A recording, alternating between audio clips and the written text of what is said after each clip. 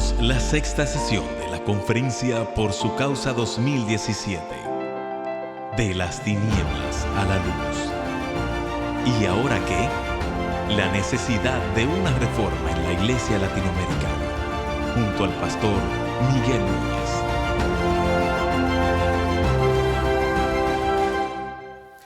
Antes de orar, vamos a dar una pequeña introducción y como ustedes saben, este es el último mensaje de esta conferencia y yo tengo que admitir que no ha sido fácil estructurarlo porque mi tema es, o el nombre, el título de mi mensaje es ¿y ahora qué? ¿Y ahora qué hacemos? No ha sido fácil, pero lo peor de todo es que yo fui quien lo escogí. Y la dificultad del tema tiene que ver con el hecho de que con ese título yo necesito mirar al presente para analizarlo, yo necesito mirar hacia el futuro para tratar de visualizarlo sin ser profeta ni hijo de profeta y poder hacer eso en el contexto de la Reforma Protestante de hace 500 años y en medio de la celebración del 500 aniversario de la Reforma Protestante y a la vez amarrar todo lo que se ha dicho en este fin de semana y traerlo como a una culminación. El mensaje está supuesto a tener exposición, aplicación, para que pueda traer entonces reflexión, convicción, arrepentimiento y motivación. Y quizás si tú no eres pastor no sabes cuán difícil eso es, pero créeme que ha sido difícil.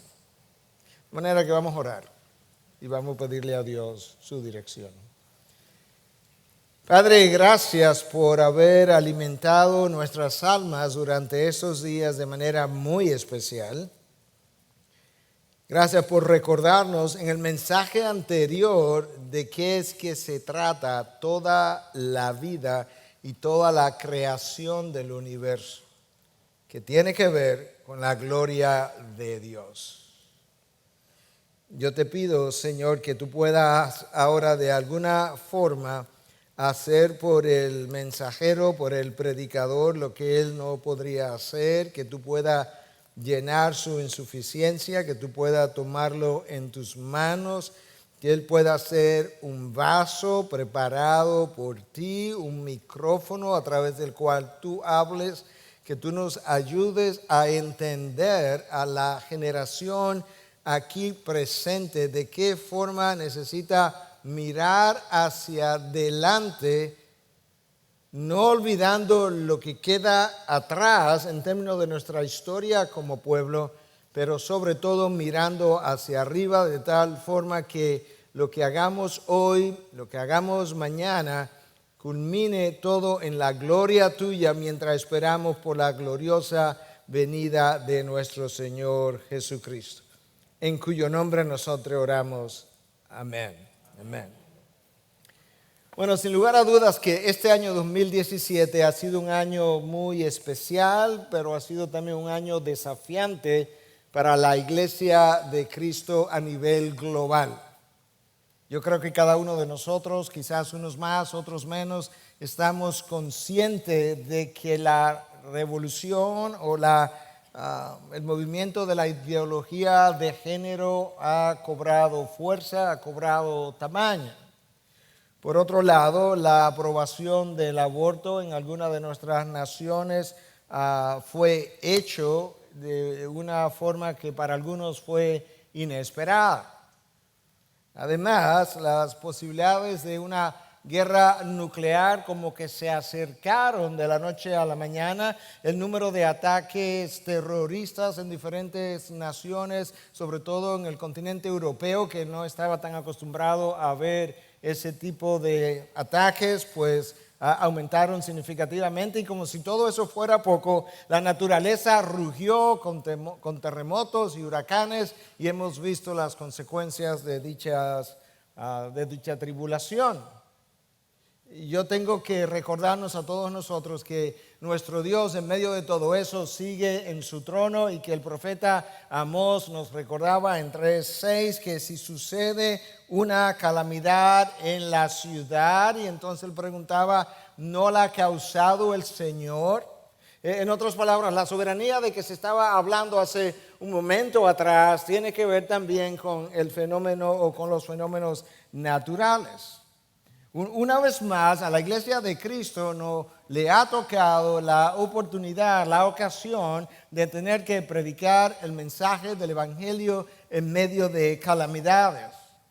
Pero eso no ha variado en el momento en que Pablo y Pedro en el siglo I estaban predicando el Evangelio. A ellos les tocó hacerlo en medio de una persecución que llevó a Pedro a ser crucificado, a Pablo a ser decapitado, y mientras todo eso ocurría, la iglesia seguía avanzando, el reino de los cielos se extendía, y pensar que no solamente ellos sufrieron las consecuencias, pero ya Juan el Bautista había sido decapitado, Jacobo había sido decapitado, y eso nos da a nosotros una idea de que la iglesia de Cristo siempre ha tenido que moverse, batallar, avanzar, confiando en su Dios en medio de la oposición de una naturaleza u otra.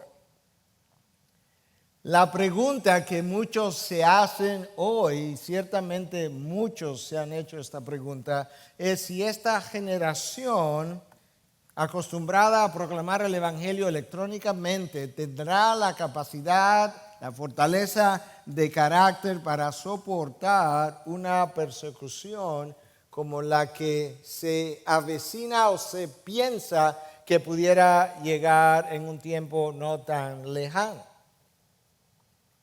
Por otro lado, en el plano espiritual, el año 2017 fue un año reconfortante, yo creo, fue un año estimulante al ver la mano de Dios moverse y comenzar a hacer cosas en nuestro continente que muchos no soñaron en muchos años.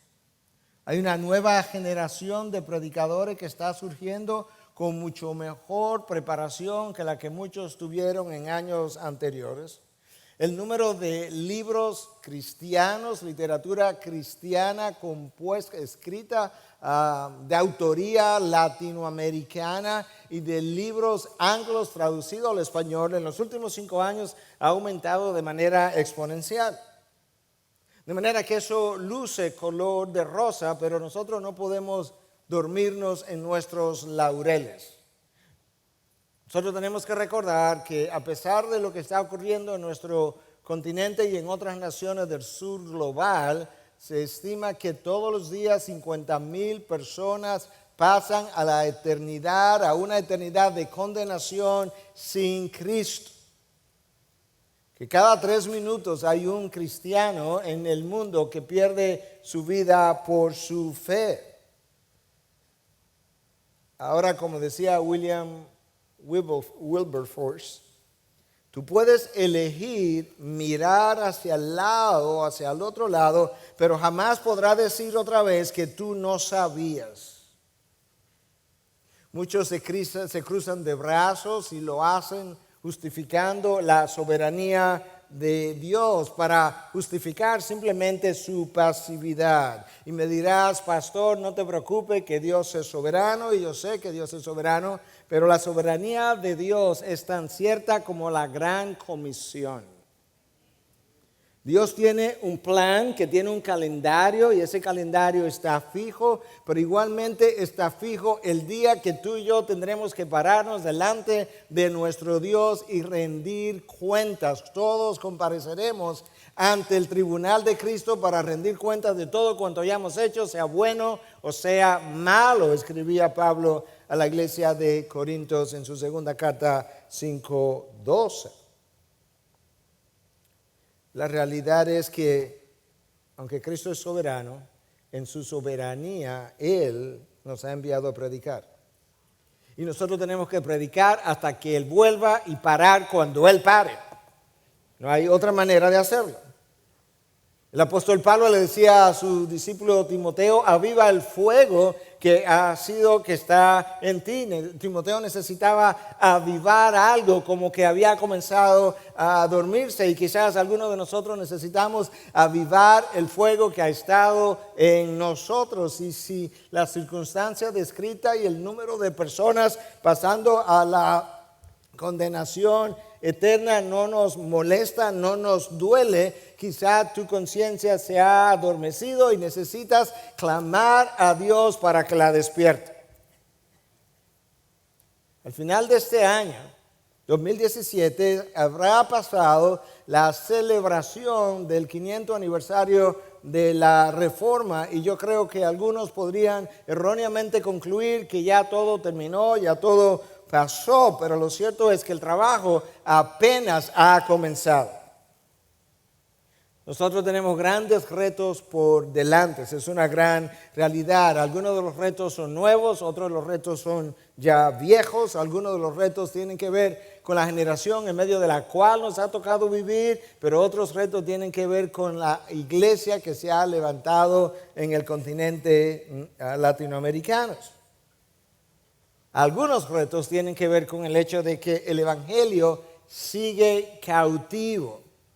Cuando Martín Lutero escribió la cautividad, su libro en 1520 de la cautividad babilónica de la iglesia, se estaba refiriendo mayormente al cautiverio del evangelio dentro de la iglesia católica. Pero hoy en día nosotros tenemos que saber que hay múltiples iglesias llamadas evangélicas donde el evangelio permanece en cautiverio.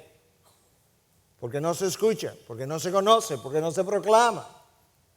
El apóstol Pablo recordaba a los corintios también en su primera carta en 9:16, ay de mí si no predico el evangelio. Nosotros necesitamos una reforma doctrinal en todo el continente. Nosotros necesitamos una reforma en el área de la adoración. Nosotros no podemos seguir componiendo canciones a un Dios pequeño, a un Dios humanizado, a un Dios que en nadie despierta un temor reverente ni ningún asombro. El Dios que ha sido adorado muchas veces es un Dios que parece tener un solo atributo, y es amor por nosotros.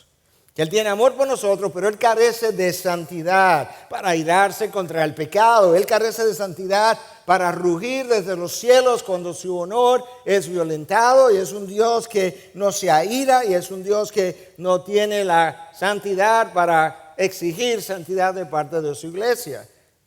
Ese Dios no cambia a nadie. Ese es un Dios pasteurizado.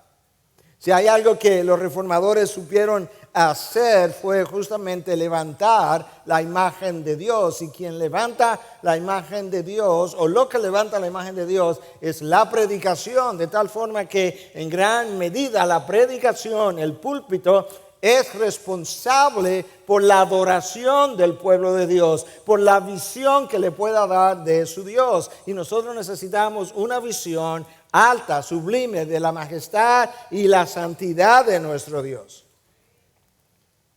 Michael Green, en su libro Evangelismo en la Iglesia Primitiva, dice que es fácil ver un cristianismo pasteurizado, tal como la leche, que es tratada y embotellada antes de ser servida.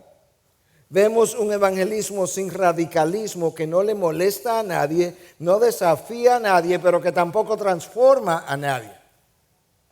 Es un evangelismo que no tiene nada que ver con un cambio radical, sino que es un proceso gradual de ósmosis para entrar al sistema eclesiástico. Eso está muy alejado del modelo de Jesús, el extremista más radical que el mundo jamás haya vivido, que siempre estuvo desafiando a hombres y mujeres a dejar sus áreas de vidas egoístas para seguirle. La iglesia frecuentemente ha domesticado a Jesús y ha debilitado las buenas nuevas.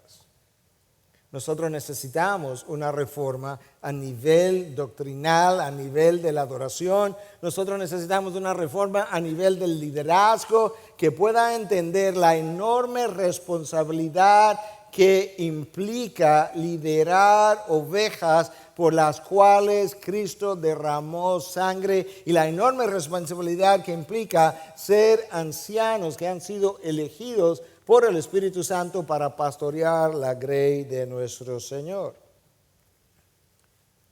Nosotros necesitamos una reforma a nivel de las ovejas en los bancos, que puedan entender que sus vidas no están bien llevadas cuando mi círculo de influencia es simplemente aquellos que están a mi alrededor. Como decía John Piper recientemente, no te puedes quedar en la casa viendo novelas o juegos de pelota mientras el mundo arde en llamas. El profeta Daniel en 11:32 decía, el pueblo que conoce a su Dios se mostrará fuerte y escucha y actuará. El pueblo que conoce a su Dios no se queda en casa. El pueblo que conoce a un mundo que está en llama se va a mostrar fuerte en la tribulación y va a actuar en nombre de Dios para la gloria de su Dios, para la extensión y expansión del reino de su Dios. Ese es un pueblo que no conoce intimidación ante las amenazas. Es un pueblo que proclama, predica y canta desde los bancos de una manera completamente diferente o como ningún otro pueblo lo puede hacer. Pero el pueblo necesita conocer a su Dios. Ese pueblo proclama a un Dios que es soberano sobre los fenómenos de la naturaleza, es un Dios que es soberano sobre los gobiernos, los democráticos y los déspotas o dictatoriales, es un Dios que es soberano sobre los pastores verdaderos, los maestros verdaderos y los falsos también. Es un Dios que es soberano sobre las huestes espirituales de maldad. El pueblo que conoce a su Dios se mostrará fuerte y actuará. Confía en un Dios en medio de un mundo en descomposición social, moral, emocional, espiritual y un mundo sin rumbo. Y la sociedad necesita una brújula. Y la iglesia de Cristo tiene la única brújula que puede orientar hacia el norte y el norte es Cristo. Entonces, en medio de esa confusión, entonces, ¿qué? Entonces, ¿qué hacemos? Entonces, ¿cómo nos preparamos para cuando llegue el tiempo, cuando la gente no quiera escuchar buena doctrina? ¿Cómo nosotros seguimos hacia adelante? Seguimos confiando, seguimos orando y seguimos proclamando a Cristo, escuchen o dejen de escuchar.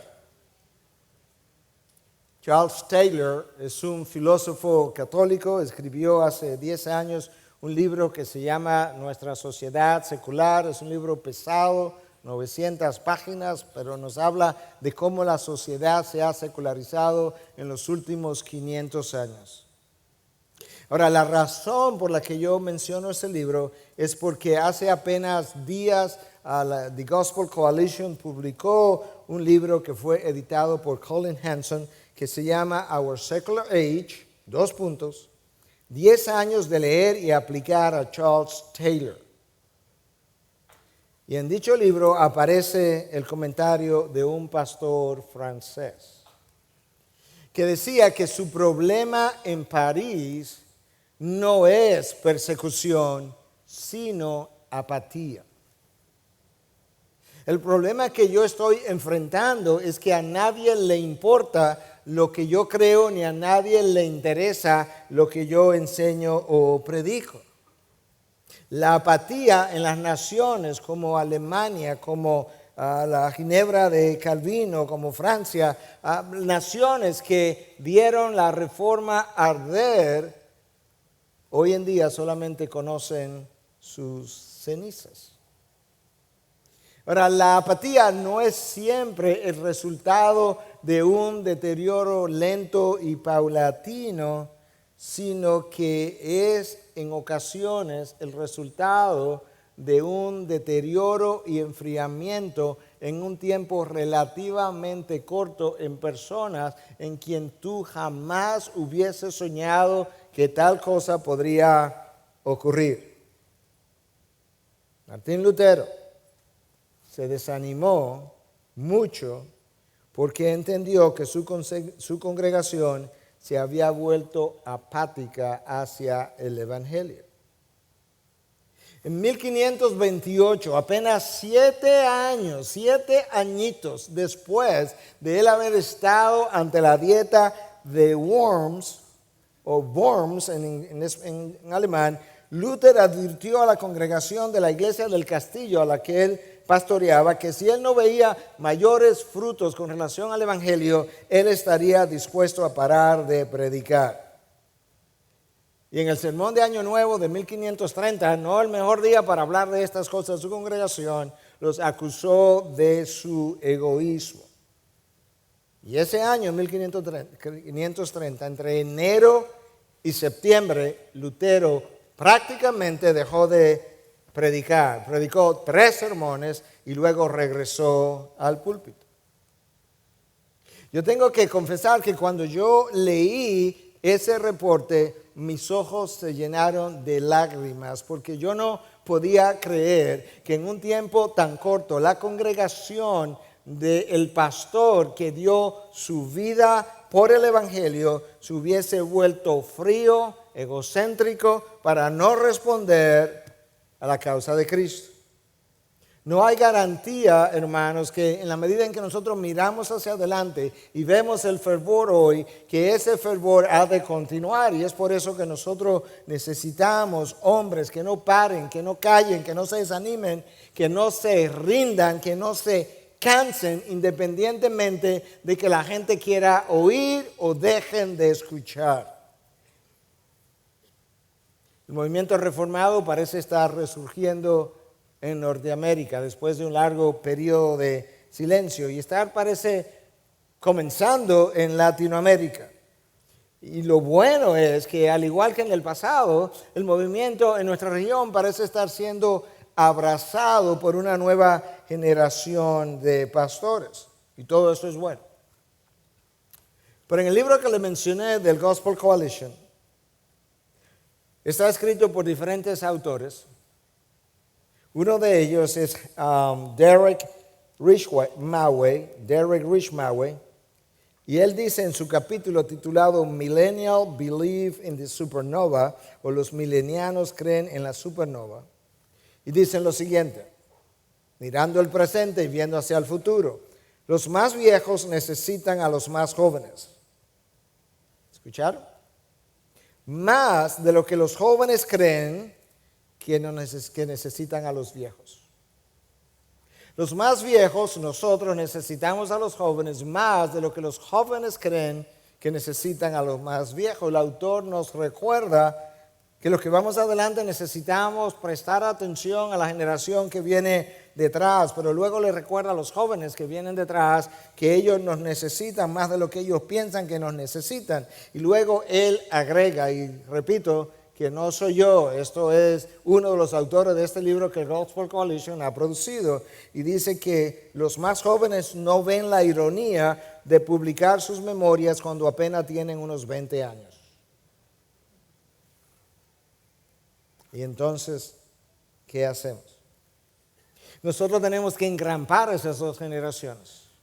Aquellos que vamos delante tenemos que obligatoriamente, si queremos ver este movimiento continuar, tenemos que estirar los brazos hacia atrás y extender las manos de aquellos que vienen detrás, pero los que vienen detrás necesitan al mismo tiempo disminuir la velocidad de su marcha para entender que toma tiempo formar un hombre de Dios. Tú puedes hacer una celebridad de la noche a la mañana, lo que no puedes hacer es un hombre de Dios de esa manera. El internet te puede brindar una plataforma desde donde tú puedes hablar, pero solamente Dios puede formar un corazón para saber cómo hablar. Dios forma a su gente bajo calor, bajo mucha presión y durante mucho tiempo. Esa es la manera como el diamante es formado, es la manera como Dios forma a los suyos. El apóstol Pablo corrió, fue un veterano al final de sus días de lo que fue el proyecto misionero más grande que se haya emprendido, pero él estaba preocupado por su discípulo más joven, Timoteo. Él estaba cargado. En la medida en que tú lees alguna de las cartas de Pablo, alguna de las frases de Pablo, no hay duda que él tiene una preocupación genuina por qué es lo que va a ocurrir en el futuro. Cuando le escribe a los ancianos de la iglesia de Éfeso y se reúne con ellos en Mileto, les advierte que después de mi partida vendrán lobos rapaces. ¿Qué cosa? Que destruirán, harán estragos en la congregación, pero que esos lobos se levantarían de entre ellos mismos, de manera que tú puedes sentir a Pablo cargado, preocupado por el futuro y pensando en el presente. Al final de los días de Pablo, la persecución había mermado en lo más mínimo. Los falsos maestros proliferaban. Pablo termina en la cárcel, los falsos maestros terminan sueltos. Él no puede predicar de la misma manera que había predicado en el pasado, pero los falsos maestros no están dentro o detrás de los barrotes, pero él sí. Y él piensa en Timoteo, y cuando piensa en Timoteo, él piensa entonces en ese futuro. Yo no estaré presente prontamente. Timoteo y jóvenes como Timoteo, ¿qué va a pasar? ¿Qué tienen que hacer? Y por eso yo quiero entonces ir a las Escrituras en este momento y poder leer un texto de la palabra para que a través de las Escrituras, a través de las recomendaciones de Pablo, nosotros podamos ver cuáles son algunas de las cosas que tenemos que hacer hoy y decirle a la nueva generación: esto que se dijo hace 2000 años es parte de lo que tú necesitas entender y hacer en la medida en que te mueves hacia adelante. Y esta es la palabra de Dios. La segunda carta de Pablo a Timoteo, capítulo 1. Retén la norma de las sanas palabras que has oído de mí en la fe y en el amor de Cristo Jesús. Guarda mediante el Espíritu Santo que habita en nosotros el tesoro que te ha sido encomendado. Ya sabes esto, que todo lo que están en Asia me han vuelto la espalda, entre los cuales están Figelo y Hermógenes. Conceda al Señor misericordia a la casa de Onesíforo, porque muchas veces me dio refrigerio y no se avergonzó de mis cadenas. Antes bien, cuando estuvo en Roma, me buscó con afán y me halló. Que el Señor le conceda hallar misericordia del Señor en aquel día. Además, los servicios que prestó en Éfeso, tú lo sabes mejor. Aquí está Pablo. Pablo le acaba de hablar a Timoteo del qué guardar y del cómo guardarlo. El texto comienza con dos imperativos: retén, versículo 13, guarda, versículo 14. Ambos imperativos expresan la preocupación de Pablo por preservar el evangelio y el deseo de Pablo de que su discípulo más joven, Timoteo, pudiera ser hallado fiel a la hora de la prueba y a la hora de guardar el mensaje.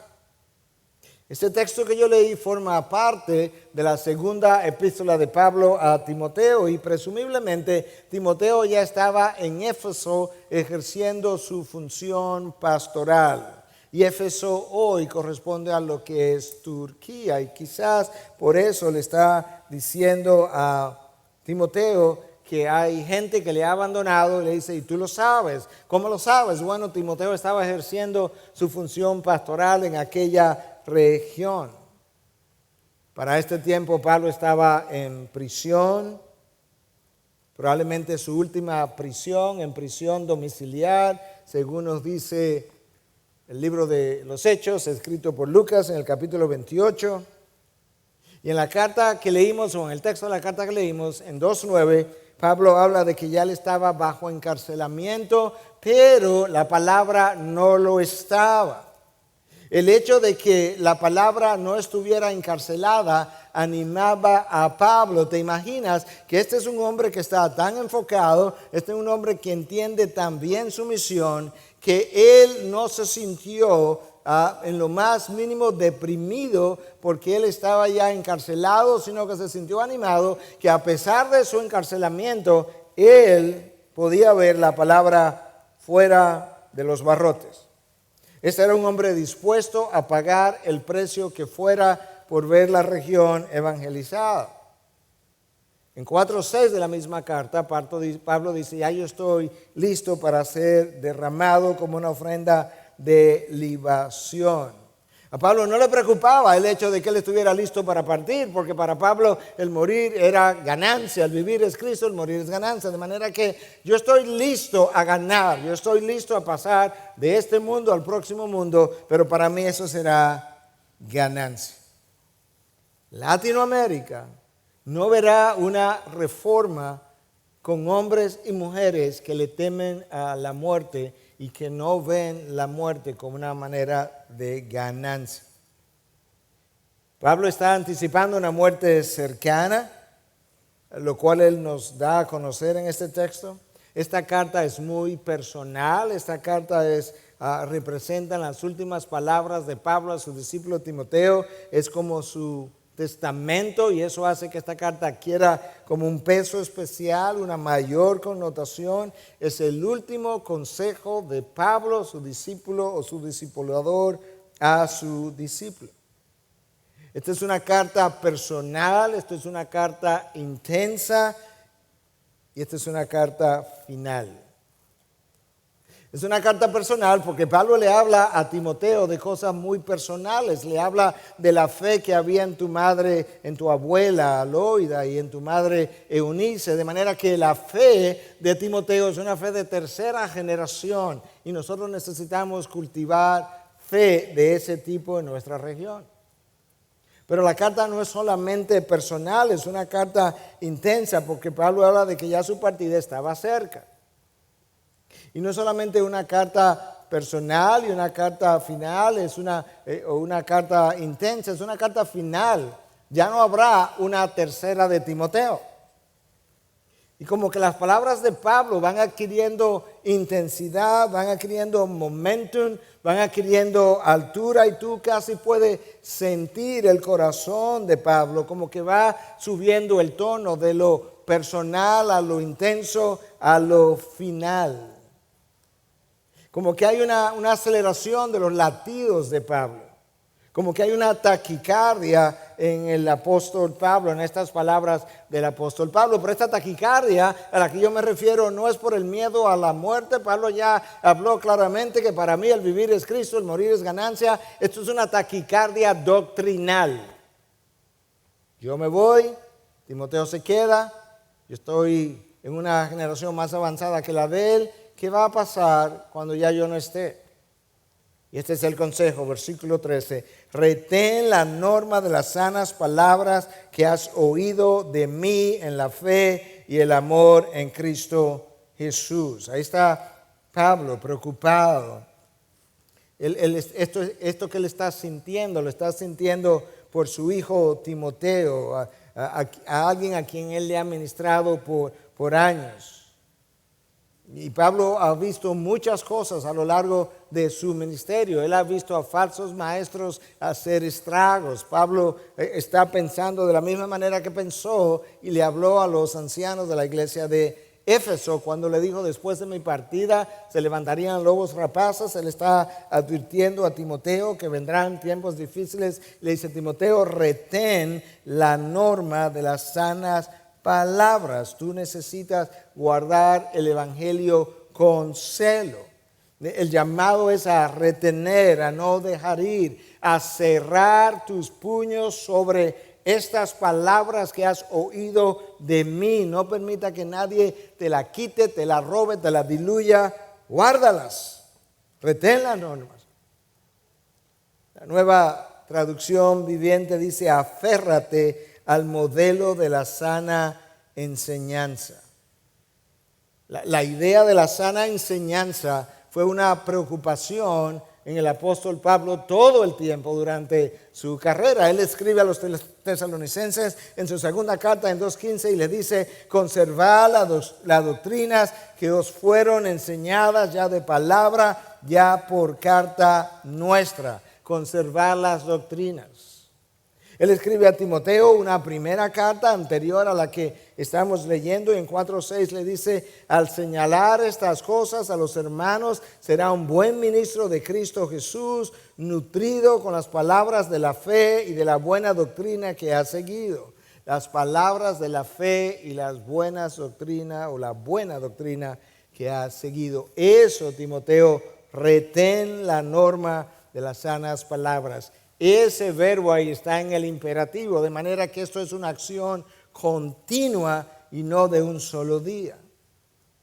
Nuestra lucha es intensa, y de ahí la forma del imperativo con el que Pablo le habla a Timoteo. Y nuestra lucha no solamente es intensa, es continua. El enemigo no va a mermar en tratar de atacar nuestra doctrina, no va a mermar en frecuencia, no va a mermar en intensidad. Él solamente está esperando que nosotros, los predicadores, las iglesias, las ovejas, nos descuidemos un tanto para él entonces elaborar nuevas estrategias de cómo llegar hasta nosotros. En nuestros días ha surgido un nuevo movimiento que aprecia la gracia soberana de nuestro Dios. Sin embargo, dentro de ese movimiento hay algunos que han abusado de dicha gracia. Parecería que mientras más exaltamos la gracia de Dios, más licencia para pecar nosotros tomamos, y cuando pecamos, menos dolor sentimos por el pecado que hemos cometido. Yo creo que es una de las cosas que necesitamos hacer, levantar la santidad de Dios desde cada púlpito y cultivar la santidad de las ovejas en cada banco de cada iglesia. El que la salvación sea por gracia no me da justificación para, valga la redundancia, justificar mi pecado. Ni para pensar que así yo soy y el otro necesita aceptarme de esa manera, porque al final del camino es todo por gracia. Hermano, si tú no eres un cristiano que cuida tu salvación con temor y temblor, o que te ocupa de tu salvación con temor y temblor, tú no has entendido el valor de la cruz. No puede ser que nosotros tomemos tan livianamente lo que Dios se ha tomado tan seriamente. No podemos tomar tan livianamente lo que Dios ha tomado tan seriamente. Recientemente, para hablar un poquito de amenazas dentro de este mismo resurgir de la gracia soberana de Dios, Wayne Grudem escribió un libro el año pasado que se llama Free Grace Theology, o la teología de la gracia libre, 5 formas como disminuye el evangelio. La gracia en la que creemos, o decimos creer, 5 formas de cómo disminuye o diluye el evangelio. Y entonces él nos habla de cómo dentro de este movimiento que predica sola fide, salvación por fe, algunos han abrazado la idea de que ciertamente la salvación es por fe, pero la han mal entendido. Porque la salvación solamente por fe lo que implica es que tu salvación no necesita de las obras para ser obtenida.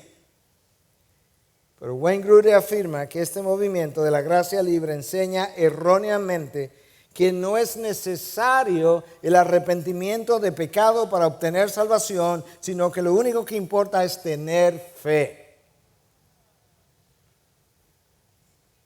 Pastor Sugel nos decía al abrir la conferencia que en la época de Martín Lutero, las Tetzel vendía las indulgencias, y decía en esa ocasión que incluso si tú comprabas una de estas indulgencias, tú podrías obtener perdón de pecado incluso sin arrepentimiento. Bueno, en el día de hoy nosotros no estamos vendiendo indulgencias. Sin embargo, hay algunos que proclaman salvación solamente por fe, pero que entienden bajo esa sombrilla que tú tampoco necesitas arrepentimiento.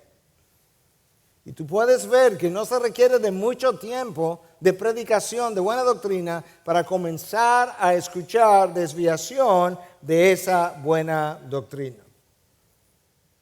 La pregunta es, mientras todo esto está ocurriendo, ¿qué hacemos? Bueno, tenemos que recordar que nuestra tendencia es abrazar lo nuevo, aunque lo nuevo no sea bíblico. Que hay una tendencia en el ser humano a abrazar lo que llama la atención, aunque lo que llame la atención no sea ético. Hay una tendencia a abrazar aquello que está de moda, aunque la moda no haya pasado la prueba del tiempo. Y hay una tendencia a abrazar aquello que el mundo aplaude y celebra, aunque el reino de los cielos lo rechaza. Lo nuevo no es mejor necesariamente, y lo viejo no expira obligatoriamente. En cuanto a nuestra fe se refiere, lo nuevo de hoy frecuentemente fue la herejía de ayer. No hay nada nuevo bajo el sol. Lo nuevo de hoy frecuentemente fue la herejía de ayer. Y la tentación todo el tiempo es acceder para no sentirnos como fuera del molde, no sentirnos fuera de la corriente. Yo quiero decirte, hermano, no permita que el mundo te dé su forma. No compre la idea en el mundo que números y resultados implica necesariamente éxito, porque en el reino de los cielos éxito se escribe con F de fidelidad y con O de obediencia, completamente diferente a como el mundo lo ve. Pablo le dice a Timoteo, retén la norma de las sanas palabras. La palabra traducida ahí como norma, otros la traducen como estándar. Timoteo, tú escuchaste de mí cuál debe ser el estándar. En el original la palabra es upotuposis, del verbo upotupo, que tiene que ver con hacer un dibujo. Tú haces un dibujo y ahora el resto de lo que tú quieras hacer para duplicar ese dibujo tiene que tener la misma norma, formas que el dibujo original. Una buena ilustración quizás sea esto. Mi esposa y yo estuvimos este año en Boston y nos llevaron a ver una iglesia que fue construida como una réplica de una capilla en Turquía en los años 500. Y en esa capilla hay cúpulas que están pintadas como se acostumbraba en esa ocasión de una forma preciosa. Pero nos llevaron a una habitación donde había una pared, donde habían dibujos, en inglés llamarían sketches, hechos con lápiz de carbón en papel, y entonces para dar a los dueños a conocer cómo lucirían los dibujos de allá arriba antes de que ellos pudieran ser plasmados allí. Y de repente entonces, una vez los dueños aprobaban estos dibujos, estos sketches, entonces el pintor subía y él seguía la norma, el estándar pintado, de manera que lo que quedara ahí arriba fuera exactamente igual a lo que quedara en el dibujo. Pablo le está diciendo, Timoteo, este es el estándar, este es el patrón por medio del cual tú vas a medir todas las demás enseñanzas. Todas las demás enseñanzas. Nosotros tenemos la obligación de pasar a la próxima generación el mismo evangelio que nosotros hemos recibido. El apóstol Pablo decía cuando escribía a los Corintios, lo que os recibí, lo que he recibido, eso mismo yo os transfiero, yo os paso a vosotros. Hermanos, no será fácil. No será conveniente, ni práctico, ni sin lágrimas, ni sin decepciones, ni deserciones. No, nunca ha sido así. No lo fue en el siglo I, no lo fue en la época de la Reforma y no lo está haciendo hoy. Hay una gran cantidad de pastores y Pastores mileniales en Latinoamérica tienen la responsabilidad de escuchar el mensaje del Evangelio como se está predicando, pero ellos tienen que guardarlo y retener las normas o la norma o el estándar de las sanas palabras. Timoteo, ese es el qué. Pero ahora tú necesitas entender el cómo. Porque no es solo suficiente saber qué es lo que tienes que guardar, porque si tú sabes qué es lo que tienes que guardar, pero no sabes cómo guardarlo, no vas a poder guardarlo. Versículo 14, guarda mediante el Espíritu Santo que habita en nosotros el tesoro que te ha sido encomendado. La Nueva Versión Internacional dice, cuida la preciosa enseñanza que se te ha confiado. El qué es el Evangelio. El cómo es el Espíritu Santo. Eso es lo que tiene que guardar y esto es cómo lo tiene que guardar. Eso que Pablo le llama un tesoro es el Evangelio. Él se lo dice a los corintios, que nosotros somos básicamente vasos de barro en quienes Dios ha colocado un tremendo tesoro y se refiere al Evangelio. Pero Pablo, cuando le dice eso a Timoteo, usa otra vez la forma imperativa, guarda. ¿Y por qué mediante el Espíritu Santo, Pablo? Porque nosotros somos seres humanos poco confiables para que Dios pueda poner una responsabilidad tan alta en nosotros. ¿Por qué por medio del Espíritu Santo? Porque Satanás es un individuo demasiado hábil y astuto y él es capaz de engañar al mejor de los mejores. Por eso es que Pablo le dice a Timoteo, instruye a Timoteo a guardar el tesoro mediante el Espíritu. Cristo nos enseñó que cuando el Espíritu viniera, Él nos guiaría a toda verdad y nos dice que Él tomaría de lo mío y me glorificará a mí. Esta es la era del Espíritu Santo, pero para la gloria de Cristo. Él vendrá, tomará de lo mío y me glorificará a mí. Algunos han deshonrado ese Espíritu, abusando incluso de sus dones. Pero lamentablemente otros han ignorado totalmente la obra y el rol del Espíritu, confiando en la razón, en la preparación humana. Escucha, no hay seminario bajo el cielo, ni hay conferencia en todo el planeta que pueda hacer lo que el Espíritu Santo es capaz de hacer.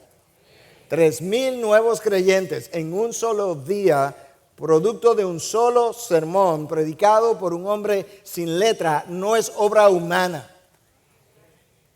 Si la reforma va a avanzar, tendrá que avanzar por medio de la obra del Espíritu. Entonces, ¿qué hacemos? La mies para ser reformada es mucho. Y los obreros reformados muy pocos. Por tanto, ir y crear más seminarios reformados. Yo creo en los seminarios, yo creo en la educación, yo animo a la gente a que estudie, pero esa no fue la estrategia del Señor. Por tanto, rogad al Señor de la mies para que Él envíe obrero a su mies y Él los envía por medio del Espíritu Santo. Esta es parte de la obra del Espíritu Santo. Timoteo guarda mediante el Espíritu Santo que habita en nosotros el tesoro que te ha sido encomendado. Timoteo entendió eso mejor que nosotros porque esto fue escrito en griego, un idioma que él debió haber entendido, y la palabra traducida ahí como encomendado hace referencia a un depósito que necesita ser cuidado. Es como algo como esto. En el primer siglo no habían bancos. Y en ocasiones personas tenían o dinero o documentos que necesitaban guardar. Pero no había bancos donde llevarlos. Y a veces esas personas encontraban a alguien que tuviera una mejor capacidad que él para guardar ciertas cosas y le pedían entonces que guardaran eso por ellos para que estuviera seguro. En ocasiones nosotros hemos tenido esa experiencia. Mi esposa y yo tenemos en la casa una caja fuerte para documentos. Y hay personas de mi familia que me han dicho que le guarde ciertas cosas porque entienden que en ese lugar pudieran estar mejor preservados. Pablo usa una frase similar y le dice: Timoteo, a ti se te ha encomendado algo. Eso que se te ha encomendado es un depósito que se ha puesto en ti. Tú eres un vaso de barro. En ese vaso de barro se ha hecho un depósito. El depósito es el evangelio y tú tienes que cuidarlo. Pero tú tienes que cuidarlo mediante el Espíritu de Dios. Tú no eres suficiente para hacer eso. Para tal encomienda necesita contar con el Espíritu en el ejercicio de su rol. ¿Por qué, Pablo? Porque es el Espíritu de Dios que va a iluminar el entendimiento. Es el Espíritu de Dios que va a advertir de los falsos peligros. Es el Espíritu de Dios que va a guiarnos en el camino a toda verdad. Es el Espíritu de Dios que va a tomar la palabra predicada y la va a aplicar a los corazones que escuchan. Es el Espíritu de Dios que va a producir en nosotros tanto el querer como el hacer. Es el Espíritu de Dios que va a darnos la palabra para defender lo que nosotros hemos creído y en quién hemos creído. Es el Espíritu de Dios que nos va a buscar el momento oportuno para enfrentar las amenazas, y es el Espíritu de Dios que nos da discernimiento necesario para saber cómo navegar en medio de mares tan turbulentos. El Espíritu de Dios que mora en nosotros juega un rol esencial en la manera como nosotros queremos avanzar. El Señor Jesús nos instruyó de esa manera. Escucha lo que Él enseñó en Juan 14:26. Pero el Consolador, el Espíritu Santo, a quien el Padre enviará a mi nombre, Él os enseñará todas las cosas y os recordará todo lo que os he dicho.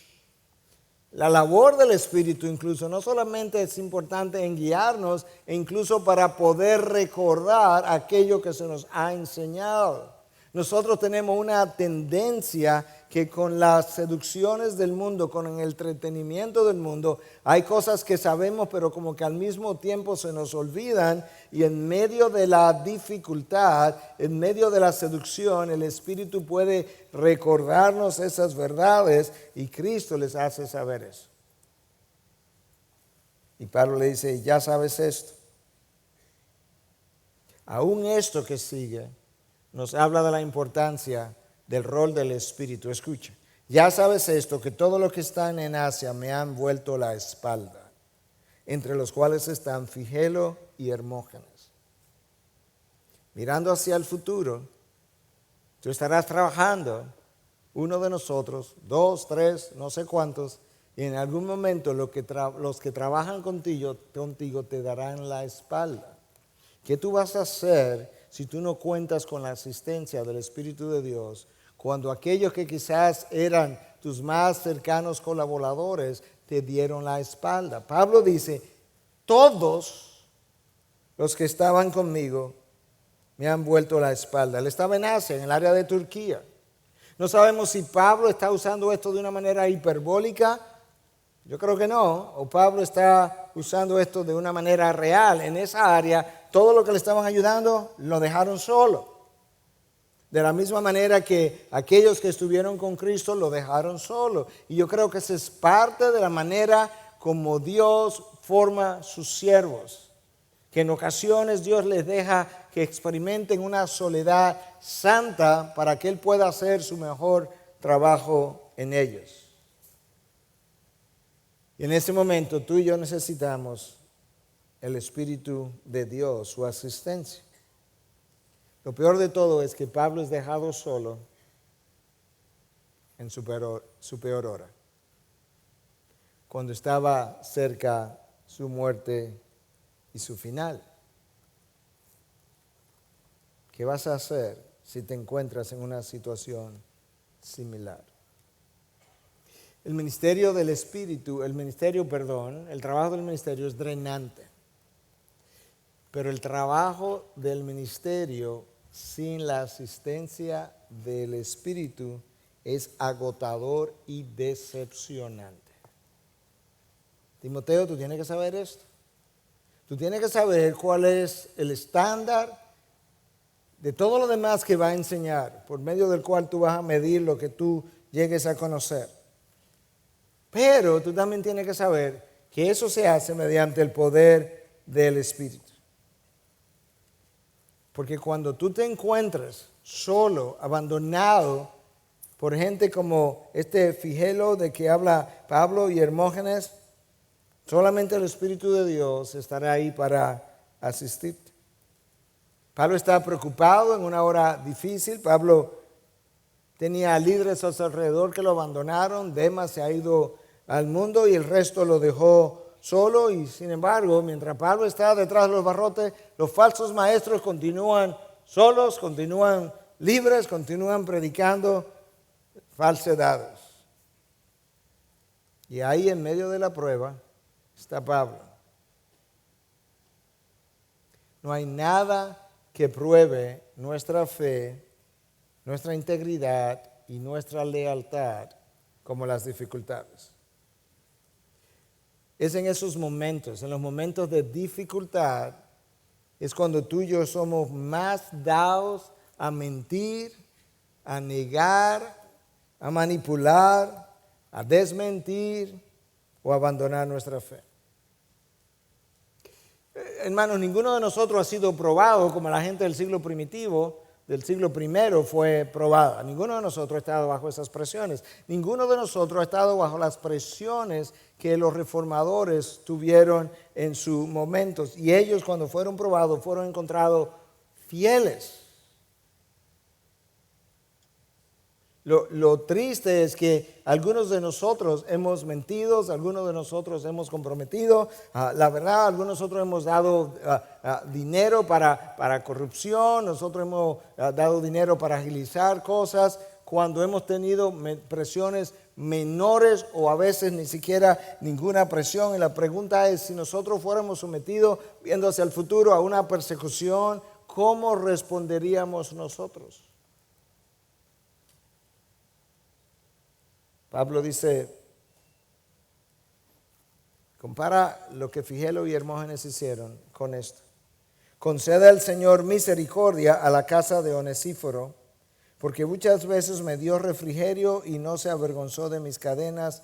Antes bien, cuando estuve en Roma, me buscó con afán y me halló. Onesíforo llegó a Roma y comenzó a buscar a Pablo. Quizá preguntó a algunos hermanos. Quizás visitó algunas cárceles, quizás fue a autoridades del sistema penitenciario. Pero recuerda algo, identificarse con un prisionero en esa época inmediatamente te colocaba en una lista negra. Sin embargo, Onesíforo, por permanecer fiel no solamente a la causa de Cristo, sino al siervo de Dios, no se avergonzó de las cadenas de Pablo y fue fiel al Evangelio y fiel a los siervos de Dios. Nosotros necesitamos hoy hombres fieles al Señor, fieles a los siervos de Dios y hombres listos a arriesgar su vida por el Evangelio. Onesíforo buscó a su amigo con afán y me halló, dice Pablo. ¿Escuchaste eso? El Espíritu de Dios dejó esto para ti y para mí.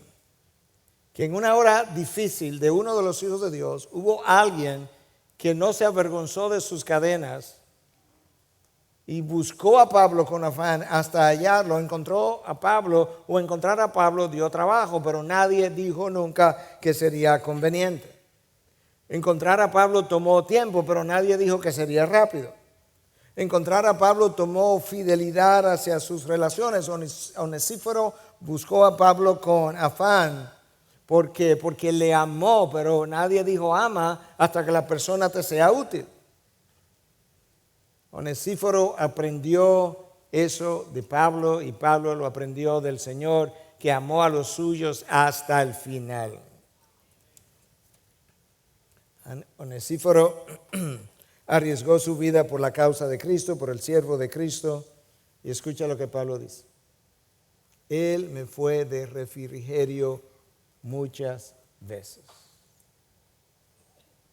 Hermanos, si hay algo que yo he visto a lo largo de los años es cuán fácil la amistad es traicionada.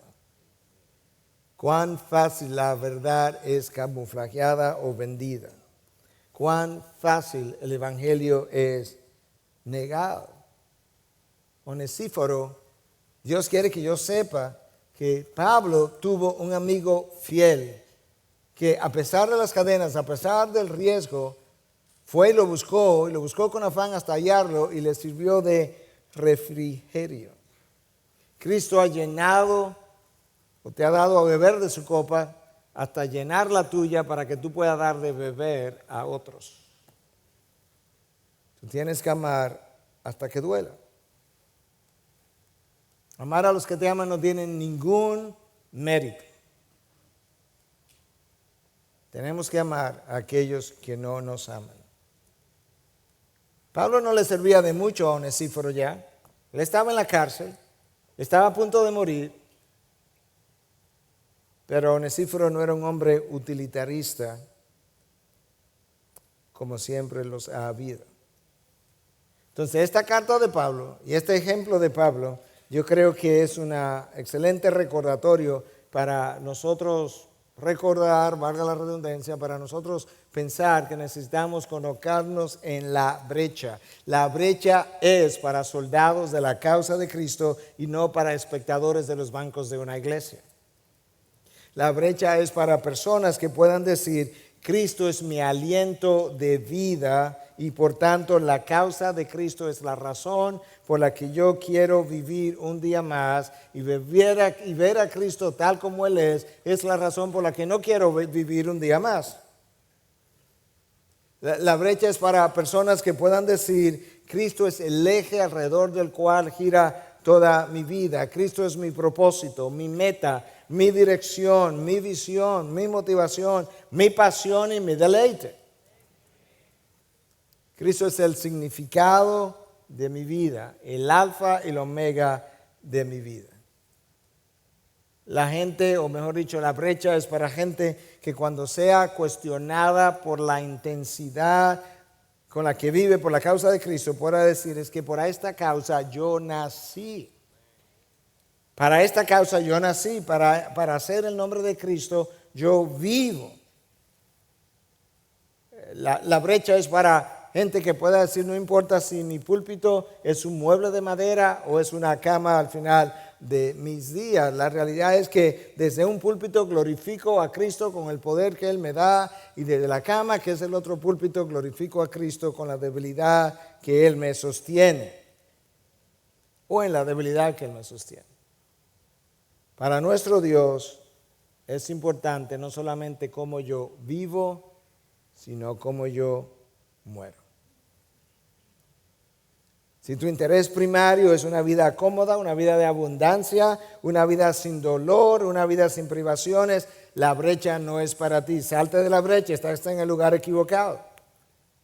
Como escribió un pastor, necesitamos gente que diga, ya no necesito prosperidad, ni posición, ni promoción, ni aprobación, ni popularidad.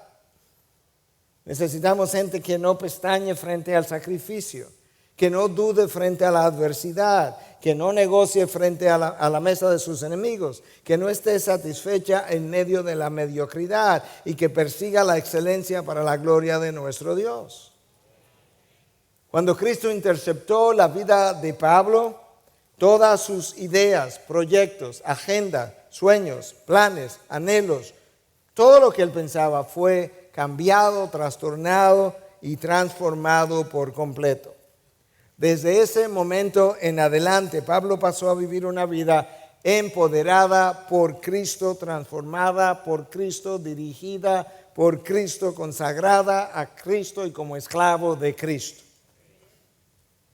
Cuando tú vives de esa forma, cada momento de tu existencia, cada experiencia de tu vida y cada circunstancia es evaluada en base a cómo eso afecta o no la causa de Cristo.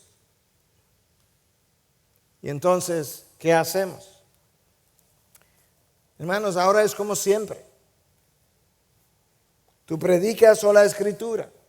Tú predicas una salvación solo por gracia. Tú confías en una salvación solo por fe y tú eres un heraldo de una salvación solo en Cristo. Cristo no es otra alternativa. Cristo no es ni siquiera la mejor alternativa. Cristo es la única alternativa.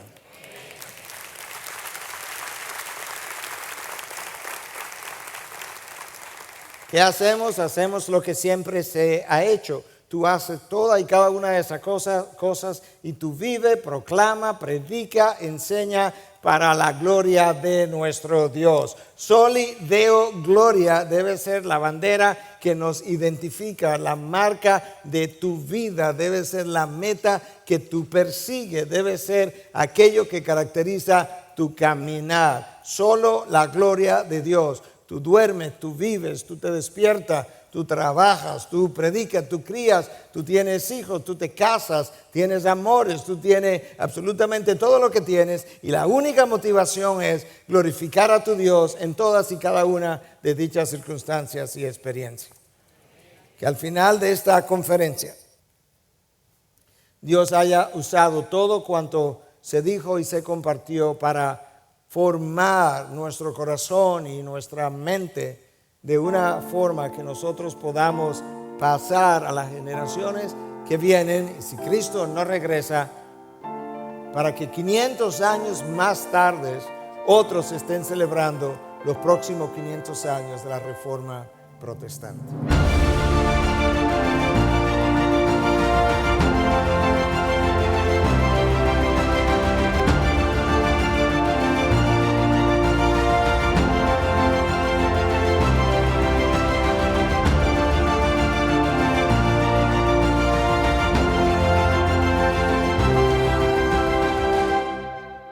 Una producción de Ministerios Integridad y Sabiduría. Prohibida la reproducción total o parcial de este contenido sin autorización previa, expresa y por escrita de nuestro ministerio. Para mayor información, escríbanos a info@integridadysabiduría.org.